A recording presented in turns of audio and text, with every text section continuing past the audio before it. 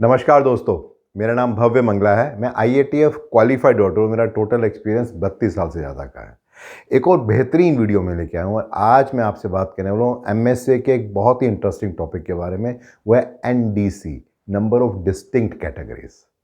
अक्सर MSA study में ये एक बहुत ही एक इम्पॉर्टेंट इंडिकेटर होता है। इसके बारे में जानकारी हमें कम होती है। बहुत कन्फ्यूजन होती है कि NDC क्या होता है, क्या इसका मीनिंग है, कितना होना चाहिए, कम होना चाहिए, ज़्यादा होना चाहिए। लेकिन जब तक ये वीडियो समाप्त होगा आपको इन सब सवालों के जवाब मिल जाएंगे। अगर हम अपनी डे टू डे लाइफ में देखते हैं, मान के चलिए आप सब्जी लेने जाते हैं, कोई फ्रूट लेने जाते हैं, वहाँ पर अगर वेइंग बैलेंस में 10 ग्राम का फ़र्क हो, क्या वो मैटर करता है? Answer is no. वहीं पर ही जब एक सुनार की दुकान पे जाते हैं, वहाँ पर अगर 10 ग्राम का वेरिएशन हो जाए तो 1 तोला हो जाता है। क्या उसे हम एक्सेप्ट करते हैं? वहाँ पे अगर 1 ग्राम का भी वेरिएशन हो, वो भी हम एक्सेप्ट नहीं करते हैं। और अगर हम एक बैंक में जाते हैं और वहाँ पे एक 100 के नोट की या 500 के नोट की गड्डी हम लेते हैं, क्या एक भी नोट कम या ज़्यादा हो जाए, क्या उसे हम एक्सेप्ट करते हैं? Answer is no. तो यही सब है MSA की स्टडी में, मेजरमेंट सिस्टम एनालिसिस की स्टडी में। इन जनरल जब हम किसी मैन्युफैक्चरिंग इंडस्ट्री के पर्सपेक्टिव से बात करते हैं, तो वहाँ पर कोई भी अगर हम इंस्ट्रूमेंट लेते हैं जो किसी पार्ट को चेक करता है, तो वहाँ पे हम एक जो वेरिएशन होता है उस पार्ट के अंदर, उसको हम चेक करते हैं। लेकिन ये बहुत इंपॉर्टेंट होता है कि वो वेरिएशन सिर्फ पार्ट का ही है जो डायमेंशन नाप रहे हैं हम, या उसके अंदर वो मेजरमेंट सिस्टम जो वर्नियर है, माइक्रोमीटर है, उसका भी कोई एरर साथ में आ रहा है। तो वहाँ पर ये जो MSA स्टडी है वो रोल प्ले करती है। और वहाँ पर एक बहुत इंपॉर्टेंट एस्पेक्ट आता है, वो आता है NDC, number of distinct categories, जिसका मेन ऑब्जेक्टिव ये है कि जब भी हम कोई मेजरमेंट कर रहे हैं, मान के चलिए वर्नियर से या माइक्रोमीटर से, क्या उस समय जो वो एरर दिखा रहा है, क्या वो पूरी वेरिएशन को कवर कर पा रहा है, नहीं कर पा रहा। तो वहाँ पर ये बहुत इंपॉर्टेंट है कि जो हमारा सिलेक्शन ऑफ इंस्ट्रूमेंट है वो ठीक है या नहीं है। तो अगर NDC 5 या 5 से कम आता है, तो हम ये मानते हैं कि जो हमारा जो इंस्ट्रूमेंट है वो वेरिएशन को पकड़ नहीं पा रहा है, तो हमें कुछ ना कुछ एक्शन लेना चाहिए। बट अगर वो NDC 5 या 5 से ज़्यादा आता है, तो हम ये मान के चलते हैं कि वो जो पर्टिकुलर इंस्ट्रूमेंट है वो 5 अलग अलग तरह की रीडिंग पकड़ पाता है। और चूंकि वो 5 अलग अलग तरह की रीडिंग पकड़ पाता है, इसका मतलब वो इंस्ट्रूमेंट ठीक है यूज़ करने के लिए। इसको अगर एक एग्जाम्पल से समझते हैं, मान के चलिए आपने एक मेजरिंग इंस्ट्रूमेंट लिया जिसका लीस्ट काउंट था 0.01 mm। अब अगर आप रेंज चार्ट को देखेंगे तो आप पाएंगे वहाँ पे 3 अलग अलग डायमेंशन हैं जो कि आउट ऑफ कंट्रोल लिमिट है। अब दूसरी स्टडी देखते हैं, वहाँ पर हम मान के चलते हैं कि अब हमने जो मेजरिंग इंस्ट्रूमेंट लिया उसका जो लीस्ट काउंट था वो 0.001 mm था। अब आप देखेंगे कि सारे के सारे पॉइंट्स कंट्रोल लिमिट के अंदर आ गए।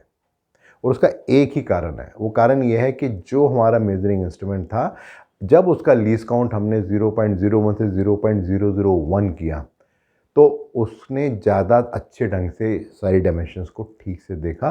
और जैसे उसने किया तो ओवरऑल हमारी जो कंट्रोल लिमिट्स के अंदर आना शुरू हो गया।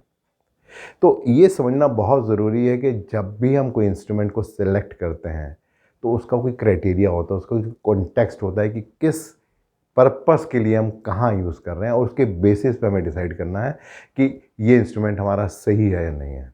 और अगर हम MSA के 4th एडिशन के हिसाब से देखेंगे तो एक जो ग्राफिकल इंटरप्रिटेशन है वो कहता है कि अगर NDC 5 या 5 से ज़्यादा है तो एक्सेप्टेबल है, अगर वो 5 से कम है और 2 से ज़्यादा है तो वो कंडीशनली एक्सेप्ट कर सकते हैं विद सम जस्टिफिकेशन कि क्यों हम उसे करना चाहते हैं। बट अगर वो 2 या 2 से कम है तो इसका मतलब वो हमारे लिए ठीक नहीं है और उस इंस्ट्रूमेंट को हमें यूज़ नहीं करना चाहिए और हमें देखना चाहिए कि क्या पर्टिकुलर एक्शन हम लें। अब एक और इम्पॉर्टेंट क्वेश्चन यहाँ पे आता है कि अगर हमारा NDC 5 से कम आता है तो हम क्या करें। तो कुछ पॉसिबल एक्शन है, उसको एक एक करके डिस्कस करते हैं। तो जो सबसे पहला सिंपल तरीका है वो इस बात को अंडरस्टैंड करना बहुत ज़रूरी है कि हमें ये देखना है कि हमारे जो पार्ट्स का वेरिएशन है वो कितना है। अगर हम उसको बढ़ा देंगे तो NDC ठीक हो जाएगा। या जो हमारा ओवरऑल RNR, जो रिपीटेबिलिटी एंड रिप्रोड्यूसिबिलिटी की बात करते हैं, अगर उस वेरिएशन को हम कम कर देंगे तो भी हमारा NDC बढ़ जाएगा। जो दूसरा ऑप्शन इसके अंदर आता है, वहाँ पे हम बात करते हैं इस बारे में कि किस तरीके से हम मे बी इंस्ट्रूमेंट को चेंज कर दें, एक बेटर एक्यूरेसी के इंस्ट्रूमेंट को यूज़ करना शुरू कर दें। मे बी 1 ईयर कैलिपर से हम माइक्रोमीटर पे आ जाते हैं, तो भी पॉसिबिलिटी है कि हमारा एनडीसी बढ़ जाएगा। जो तीसरा सबसे इम्पॉर्टेंट फैक्टर है वो है कि अक्सर जब हम सैंपल्स को कलेक्ट करते हैं टेस्ट को करने के लिए, एमएसए स्टडी के लिए, तो हम पूरी वेरिएशन को कवर नहीं करते हैं। अक्सर कुछ बीच की वेरिएशन के पीसीएम ले लेते हैं, हम सोचते हैं कि इससे स्टडी कर लेते हैं, तो भी दिक्कत आती है। से फॉर एग्जांपल अगर मान के चलिए हमारी जो टॉलरेंस है वो 4.8 से 5.2 की है, लेकिन जब हमने सैंपल्स पिक किए तो हमने 4.9 से 5.1 के बीच के लिए, यानी कि जो बाहर के जो रेंज थी उसको कवर नहीं किया, तो उस कारण से भी अक्सर ऐसा होता है कि एनडीसी कम आता है। बट जैसे ही हम 4.8 से 5.2 या 4.7 भी पीस जा रहा है या 5.2 से ऊपर भी जा रहा है, उन सब पीसेस को भी हम कवर कर लेंगे उन सैंपल्स में, तो हमारा एनडीसी इमीडिएटली इंप्रूव हो जाएगा और बेटर हो जाएगा। एंड देन सर्टेनली लास्ट एक इंपॉर्टेंट ऑप्शन तो है ही कि हम अगर उसका लीज काउंट इंप्रूव कर दें। आज हमारा इंस्ट्रूमेंट का लीज काउंट 0.1 है, तो अगर हम 0.01 या 0.001 कर दें, डिपेंडिंग अपॉन के उसकी कॉस्ट कितनी है और हमारे प्रोसेस के लिए कितना इंपॉर्टेंट है, तो इमीडिएटली एनडीसी इंप्रूव होगा। तो अगर मैं समरी करूं, प्राइमरीली मैंने बात की कि जो एनडीसी है वो 5 या 5 से ज़्यादा आना चाहिए। एनडीसी अगर कम आ रहा है तो इसका मतलब ये है कि हमारा जो इंस्ट्रूमेंट है वो प्रोसेस के वेरिएशन को नहीं पकड़ पा रहा है, और अगर वो प्रोसेस के वेरिएशन को नहीं पकड़ पा रहा है तो हमें नहीं पता चलेगा कि मेज़रमेंट का एरर कितना है। तो इसलिए बहुत ज़रूरी है कि जो हमारा एनडीसी है वो 5 या 5 से ज़्यादा आना चाहिए, और अगर वो कम आ रहा है तो हमें कुछ एक्शन लेने पड़ेंगे जिससे उसे हम इम्प्रूव कर सकें। मेरा जो अगला वीडियो रहेगा वो भी एमएसए स्टडी के ऊपर रहेगा, और एक और इंटरेस्टिंग टॉपिक रहेगा कि ये जो मेजरमेंट सिस्टम का एरर है इसके कारण क्या है। तो इसके 5 स्टेप्स होते हैं, स्वाइप, SWIP, वो क्या हैं, उन सब के बारे में बात करूंगा अगले वीडियो में।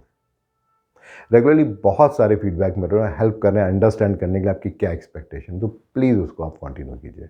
और अगर इस पर्टिकुलर वीडियो का आप और डिटेल में जानना और समझना चाहते हैं तो आप नीचे देखेंगे एक लिंक मिलेगा, उसे क्लिक करेंगे तो एक ब्लॉग आपको दिखेगा, वहाँ और डिटेल में जानकारी मिलेगी इस पर्टिकुलर वीडियो के बारे में। और अगर इस तरह की वीडियोज़ और ब्लॉग्स आपको अच्छे लगते हैं तो आप हमेशा अपने फ्रेंड्स एंड कोलीग से शेयर कर सकते हैं, और मेरे यूट्यूब चैनल और मेरी वेबसाइट bhavyamangla.com को सब्सक्राइब भी कर सकते हैं। धन्यवाद।